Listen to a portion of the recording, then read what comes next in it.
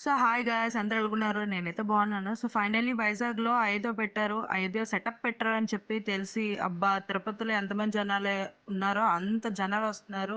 అంటే అబ్బా! ఎంత రేంజ్‌లో పెట్టుంటే గాని అలాగెళ్ళరు జనాలు అనుకోని నేను బయలుదేరి వస్తాను. సో ఎంట్రీ టికెట్ అయితే ₹50 అనమాట. మేమైతే నలుగురం వెళ్ళాం. మమ్మీ, నేను, అన్నయ్య, మా వారు బాబుతో పాటు వెళ్ళామనమాట. అని చెప్పులు పెట్టుకోవడానికి ₹5 చార్జ్ చేస్తున్నారు. సో మొత్తం స్క్వేర్ రూపంలో పెట్టారనమాట. ఇలాగెళ్తే అలా తిరిగి వస్తాము. సో, ఈ మధ్యలో అలా నడుచుకుంటూ ముందుకెళ్ళిపోవాలి. సో, రాములవారి దర్శనం ఇస్తారనమాట. ఆ తర్వాత అక్కడైతే కోలాటం జరుగుతుంది. సో, ఏం లేదండి. మొత్తం లైటింగే. దెబ్బకి నా సెల్లు ఆ లైటింగ్ వల్ల పిక్చరు బాగా క్యాప్చర్ చేయలేకపోతుంది. అంత లైటింగ్ పెట్టారనమాట. సో, అలా ముందుకెళ్ళిన తర్వాత దేవుళ్ళు దర్శనం ఫస్ట్ గరుడు దేవుడు ఉంటారు గదా! అతను దర్శనం ఇచ్చారనమాట. సో, అలా ముందుకి స్లోగా ఎళ్తే జనాలు పర్లేదు మేము వెళ్ళిన రోజు. మరి అంతేం లేదు. వీకెండ్స్‌లో ఎక్కువొస్తారని చాలామంది మాట్లాడుకున్నారు. అండ్ సెటప్ ఒకసారి టచ్ చేసి చూసాను. ఏంటా అని. అదేమీ కాదండి. మన పెళ్ళిలో పెట్టుకుంటాం గదా! వినాయక చవితికి ఆ టైప్ ఆఫ్ సెటప్ అనమాట ఇదంతాన. సో, లోపల రాముల వారు గూడా ఈ టైపే ఉంటారేమో అనుకున్నాను. సో, లోపలికెళ్ళి చూద్దాము.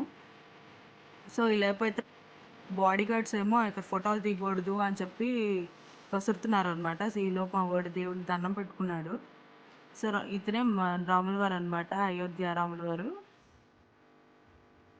అండ్ అక్కడైతే ఒక డిస్కషన్ జరిగింది. మా బాడీగార్డ్‌కి నాకు. ఎందుకంటే చాలామంది తన కళ్ళ ముందే తీస్తున్నా ఏమనలేదు. నేను తీస్తే మాత్రం "అమ్మ తీయకూడదమ్మా" అని అంటాడు. తన పక్క నుంచి ఒక ఆవిడ తీస్తుంది. అయినా ఏమనలేదు. సరేరా ఈళ్ళతో మనకెందుకని చెప్పి దండం పెట్టుకొని వస్తాను బయటికి.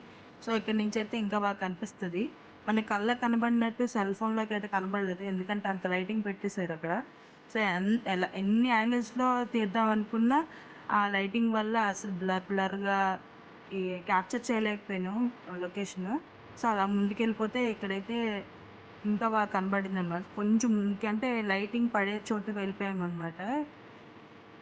సో, ఇక్కడ నుంచి చూసారా లైటింగ్ బ్లింక్ కూడా అవుతున్నాయి చాలా వరకు. సో, ఇక్కడైతే పులిహోర, లడ్డు ప్రసాదాలు పెట్టేసారు. సో, లడ్డు రూ. 20 పులిహోర ఒక రూ. 20 అక్కడైతే వర్షం వల్ల మొత్తం బురద బురద అయిపోయింది. ఈగలు అన్నీ వస్తాయన్నమాట అక్కడికి. చెవులోకి దూరిపోతున్నాయి ఎళ్లి కొనుక్కున్నప్పుడు. సో, అలాగ మేము కొనుక్కున్నాం 2 పులిహోర, ఒక లడ్డు. లడ్డు అయితే బావుంది. పులిహోర కొంచెం లెమన్ ఎక్కువయిందనమాట. సో, అలా ముందుకెళ్ళిపోయాము.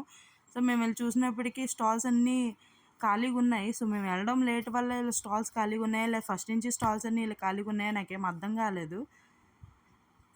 మీకెవరికైనా తెలిస్తే కామెంట్ చేయండి. ఎందుకు స్టాల్స్ ఖాళీగున్నాయో. సో, అక్కడైతే కోల్డ్ సోడా అయితే ₹30, బయటైతే ₹20. సో, ఎక్కడి నుంచైతే స్టార్ట్ అయ్యామో మళ్ళీ అక్కడికే తిరిగొచ్చాం.